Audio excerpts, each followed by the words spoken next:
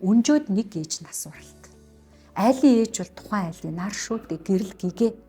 Тэр айлын гэрэл ингээл унтарчлаа л гэсэн үг шүү дээ. Ээж хүүхэд ямар аимшигтай өрөвдмөр идэг вэ? Манад мэдээж ингээд хагас өмчөн, ээжгүй юм хүүхдүүд байдаг л да. Тэдэртэй ярилцчихад үнэхээр сэтгэл имзгэлдэг. Тэгэхээр өнжөөд нэг ээж байхгүй гэхээр сая хүүхдүүд хүртэл дуугаа хурлаа шүү дээ. Тэр бол үнэхээр хүнд.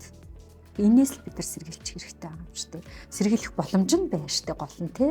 Хамгийн бас нэг гэрэл гээ өгöd байгаа зүйл нь. Тийм байна. Ашиглах хэрэгтэй. Заавал энийг ажил болгож, заавал 20, 30, 40 жилийн дараах зүйлийг бид нар эндээс засаж өгж ажиллах хэрэгтэй гэж бодож байна. HPV буюу хүний папиллома вирусын халдварыг сургуулийн насны хүүхдүүдэд л хийж эхэлж байгаа шүү дээ. Хэдийгээр эн чинь 2025 оны сайдын тушаалаар болохоор заавал хийх товлот вакцины тоонд орсон ч гэсэн заавал сургуулийн орчинд тухайн хүүхдэд процедур хийхдээ эцэг эх болон асран хамгаалагчаас зөвшөөрөл авдаг байна.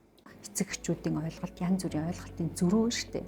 Энийг бас ингэж ойлголтын зөрүүг арилгаж нэгэн ойлголттой болохын тулд ангийн багш нар болгонтой бас тулж ажилладаг, сургалт хийдэг гэсэн үг юм чинь. За тэгээд эцэг эхчүүдийн групп руу орж бичгээр, видеогоор маш олон хэлбэрээр ингэж хүүхдийн чинь вакцинжуулалт ингээ явах гэж байна. Энэ вакцин бол ийм за ашиг нь ийм, ач холбогдол нь ийм гэд бас дахиад ингээд видео бичлэг бэлдээд ингэж оруулж өгдөг. Тийм. Тэгэхээр яадаг бах нь 3 шатанд би энэ сургалтыг бэлдээд тэгсний үндсэн дээр энэ вакцинжуулалт явуулдаг гэсэн үг. Гол нь цаг хугацаа сэтгэл зүрхээ зориулж яг хүүхдийн төлөө өнөөдрийн ирээдүйн эрүүл ирээдүг бүтээхийн төлөө энэ олон нас баралтыг бууруулах энэ өвчлөлийг бүр байхгүй ч болгох боломжтой байгаа байхгүй юу.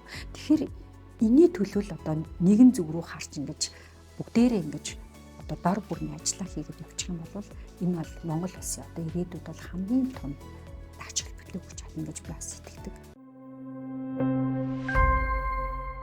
Өнөөдрийн вакцин ирээдүйн хамгаалалт.